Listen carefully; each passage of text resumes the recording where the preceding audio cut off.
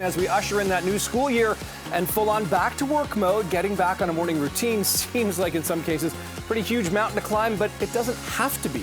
Yes, so joining us now for her strategy on how to make your mornings less chaotic is Allison Graham, a business consultant and author of the upcoming book, The Stress Illusion. Ooh, I like how that one sounds, kind of magical, like it's in your control, which is what you're saying in terms of morning routine. And you have some really helpful tips. The first one being to identify those repeating, frustrating kind of moments that happen. Exactly, because so many people just leave their morning routine to chance.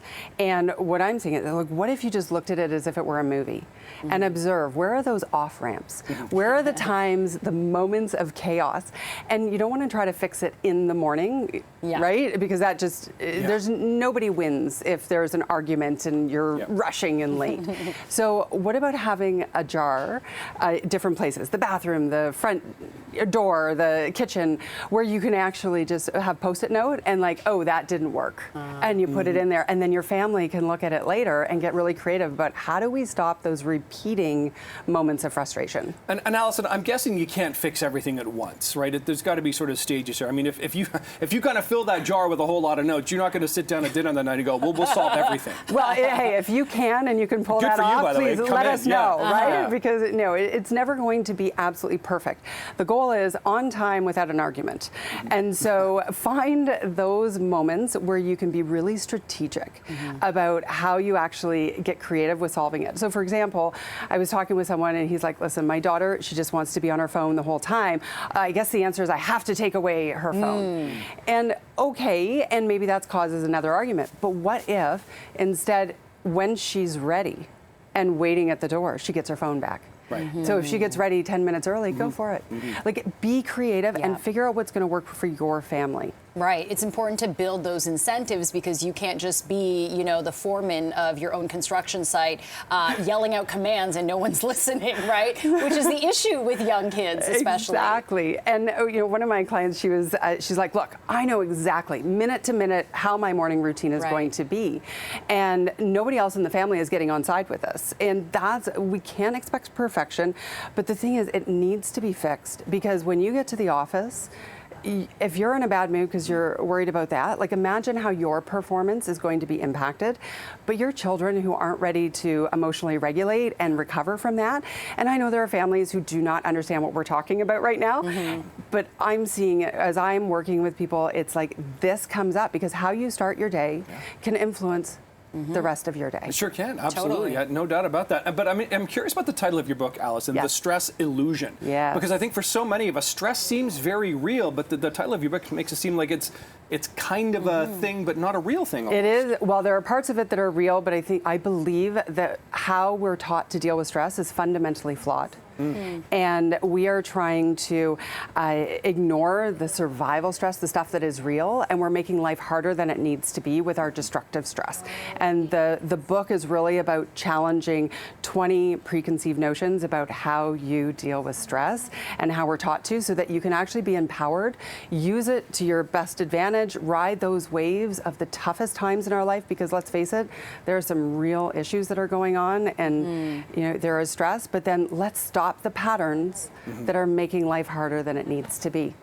Yeah, those cortisone triggers that get your blood, you know, going and causes a potential road rage incident, for example. Well, this is a misplaced emotion, like great example, where, and if you're mourning, everybody's angry there. I remember I was speaking at a conference in the Q&A, and this fellow stood up and he's like, look, my kids are gone, but my wife and I haven't figured this out yet, right? And we're having trouble in the morning. And he said, when I go to work, I'm in such a bad mood because it was so chaotic in the morning. We don't have the organization. I'm like, we got to fix that. Like, be strategic about it because life is already hard enough. Let's not make it even harder by adding this misplaced emotion and storylines, and there's a whole process. So we've got a lot of moments, you know, sleeping past your alarm, losing keys, homework, dogs, you know, backpacks not ready, all these kind of things. Those are kind of the sticky notes in the jar kind of a thing here. But let's talk about, like, backpacks is really something for the sort of the elementary school kids that maybe that's something they could be responsible for. What's a strategy for a parent to sort of encourage a child, hey, like, let's do this morning. Let's see how that goes. Like, what's your suggestion there to people watching? Well, I would definitely talk about it the night before. Don't try to create a solution in the moment because it's going to fall on deaf ears, chances are. I think one of the keys is don't assume that your children don't want to have a good morning routine too. And I hear it so often, they're like, well, you know, my kids, they don't care. Actually, they do, because they don't want to be going to school feeling anxious, feeling angry, feeling like they weren't in a good vibe. Involve them, age appropriate. I'm not a parenting expert in any way, but that stress piece, like involve them in the conversation, get creative, have some fun with it, have some weekly challenges, and say like, if we can all get out of, you know, we're gonna have pizza or whatever the thing is on Friday night, and just really celebrate the wins and give yourself the space and the grace to find and play with the right choices for your family. Because, you know, a slip does not mean you need to stop. So if somebody forgot to pack their lunch the night before, well, that doesn't mean, okay, forget the whole lunch thing, right? Like try again tomorrow and see, is there a way that we can do it and just streamline it, because you only have 3 choices. You ready for this? You can either wake up earlier, which often doesn't work, right? So you have more time.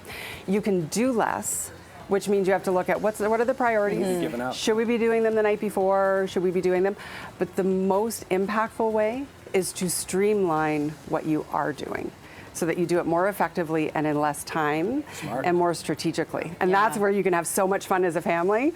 And I've just seen client after client just shift and get better. Yeah, plan for the stress. Okay, Allison Graham, business consultant and author of The Stress Illusion, your upcoming book, or there it is. Thanks so much for joining us with your tips. Really enjoyed them. Thanks. Thank you. And we've got to get to our headlines right now. News continues.